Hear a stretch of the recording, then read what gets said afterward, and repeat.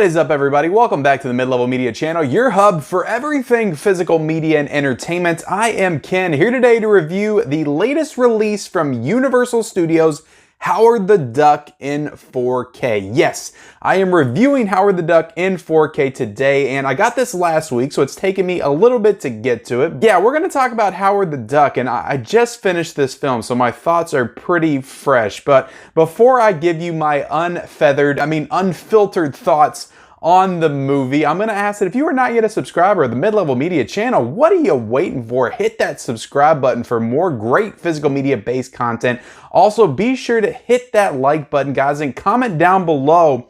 I know you have some thoughts about Howard the Duck. Comment down below your thoughts on Howard the Duck, whether or not you picked up this 4K release, whether or not you're going to pick up the 4K release based on my recommendation. I will be leaving the link for purchase in the description below. Usually with these reviews, we break it down by the movie, then we talk about the visuals and the audio and the special features, packaging, all that good stuff. We just give it the full treatment. So let me talk about this movie first, guys. I have not seen this movie since, I don't know, maybe I was like 10. I was very young when I saw this. This, of course, came out in 1986, so the year after I was born. So I was probably 7 or 8 when I watched this movie for the first time. And rewatching it again, it's not exactly what I would call a children's movie, but we'll get into that in a second. But yeah, I remember watching this movie when I was younger, and it was just, I just remember it being a very weird experience for me when I watched this movie. It was never one that I loved watching when I was a kid. It felt very dark, very mature, and I just felt weird when I was finished watching. This movie right here, guys, is produced by George Lucas, directed by Willard Huck and his, I don't even know if I'm saying that name right, so Willard Huck, and also his wife, Gloria Katz, wrote the movie with him, and then he directed the film. So yeah, him and George Lucas worked on American Graffiti together. He also worked on Temple of Doom with Steven Spielberg. So he was a writer primarily before this, and then he wrote and directed this movie because George Lucas had it in his head, I think in the late 70s, probably around the time he was doing Star Wars, that he wanted to take this, what was at the time a Marvel comic book, based on the Marvel comic by Steve Gerber, and he wanted to take this kind of absurd comic book idea and adapt it to a movie. George Lucas just thought it would be a fun movie to make. So they finally got it off the ground probably in the early 80s, and then of course they released it in 1986. And yeah, this movie has a pretty good cast in it. You got Leia Thompson, you got Ed Gale, you got Tim Robbins, Jeffrey Jones, who of course, you know, I'll always know him as the dad in Beetlejuice. But yeah, pretty good cast in this movie. But let's talk about this movie. I keep teasing this, but the movie's ridiculous, both in premise and just in execution. This movie's ridiculous. Like from beginning to end, it's very goofy. It's just very off the wall. It's very off center. Like I said, it made me feel weird and awkward when I was a kid. Same thing as an adult when I'm watching this movie. It's just that it's a strange movie. It's kind of an adventure film, but it's also kind of a little bit of a noir film, just the way it's shot and presented. And yeah, I guess it's kind of a superhero movie. It turns into a monster movie at the end. It's a bunch of different things in one, and it's not exactly what I would call a good movie. The story itself isn't terrible. It's not a terrible story. It's not a terrible idea. It's an absurd idea, but it could lend itself to a fun movie. I can see somebody taking this idea with a little bit better writing, with a little bit better dialogue, maybe some better performances, and actually making a pretty decent movie with it nowadays. Maybe even pretty good. I think the Marvel team now could probably take this idea and make it a pretty watchable, pretty entertaining movie. Not to say that this movie's not entertaining. There's definitely entertaining parts to it, but it's not great. It's not great. The dialogue is awful. The writing is awful. Even by 80s cheese standards, it's not good. And then I found myself thinking just throughout the entire duration of this movie, just like, who was this movie really made for? Was this made for adults? Was this made for kids? You got topless ducks in the beginning showing their duck boobs. You got him looking at a Play Duck magazine. You got Leia Thompson and him laying in bed, and she's like almost trying to seduce him, and you think that they're getting ready to have sex, so it's like there's bestiality involved. His like feathers are popping up on his head, kind of insinuating that he's getting an erection. You've got him working in a sex parlor. You've got these like girls that are almost topless. I was almost gonna watch this movie with my kids, and I'm kind of glad I didn't. I just can't believe, like, I mean, in the 80s, like, people didn't give a damn, I guess. But I mean, I remember watching all this stuff when I was a kid, but it's just like, who is this movie made for? It's very like mature in some aspects, but also very immature in other aspects. So it's very kind of off-center, and they kind of go over that a little bit in the special features. You know, Tim Robbins, he's a great actor. He's been in a lot of great movies over the years. This is easily probably the worst performance I've ever seen him give. He is just completely wacky and zany. He's like this scientist character, and he's just like, he's just not that anybody in this movie is that great, but like him in particular, it's just like the worst, like cringiest performance in this entire film. You know, Leia Thompson, she's coming off of Back to the Future in 1985. This was a year later.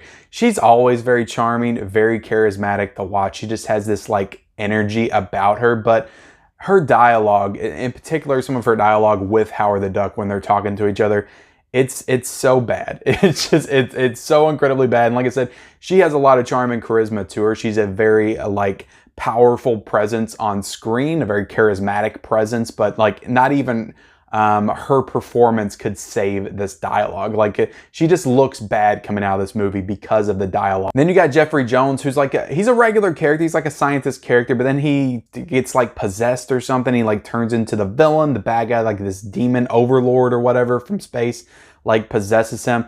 He's an okay villain.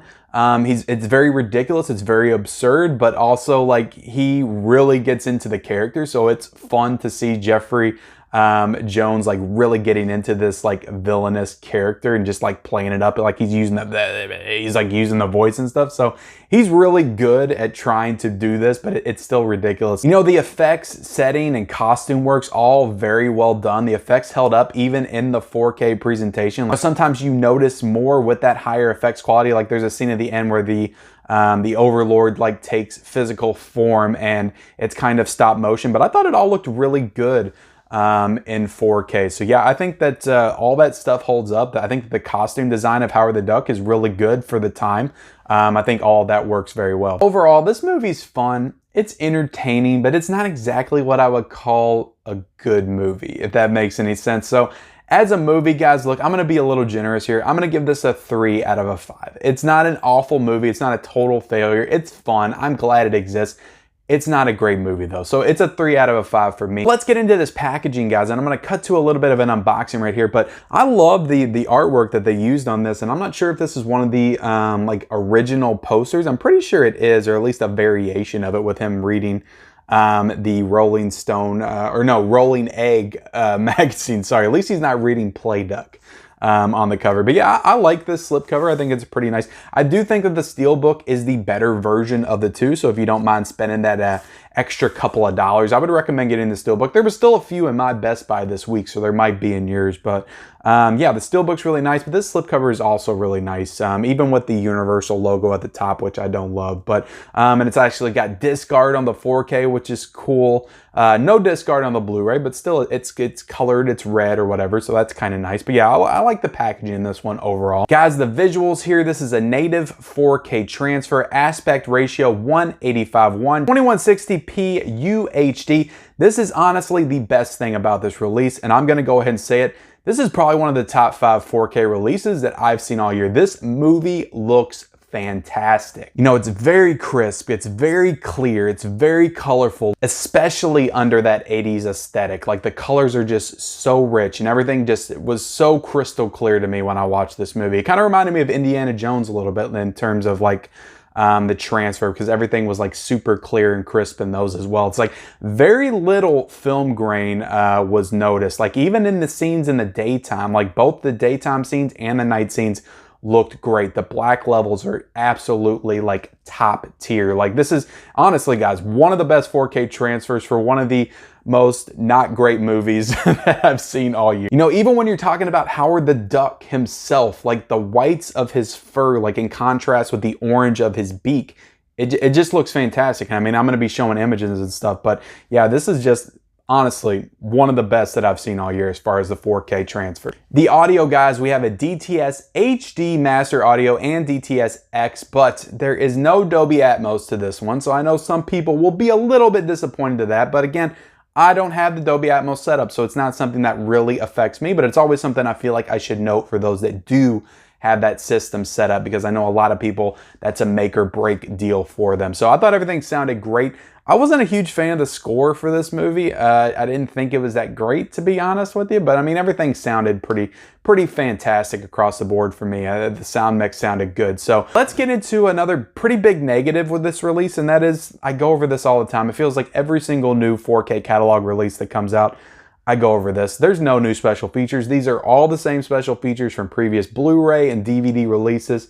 Nothing new whatsoever. And another thing that I need to note is that the digital code in this is not a 4K digital code. It is a Blu-ray digital code. That is one interesting thing to note right there, because usually with these releases, you get the digital code in the 4K quality. So with that, guys, again, the movie's not great. I mean, I know a lot of people, it's an 80s movie that they enjoy, and you kind of just enjoy it on that level, but it's not a great movie. There's no new special features. There's no Atmos for this release.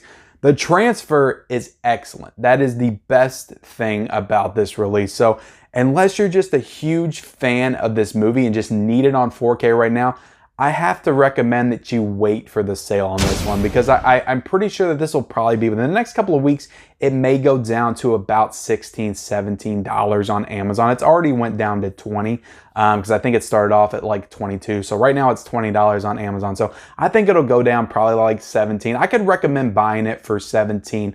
$18, but for $20, I would recommend that you wait for the sale, because I feel like it'll go down in a couple of weeks. So with that, guys, that does it for my review of Howard the Duck on 4K. I hope you guys enjoyed it. Please like, comment down below your thoughts on this film or the 4K release if you got it. Also subscribe to my channel if you haven't already. Turn on those bell notifications for all of those future videos, and we'll see you next time.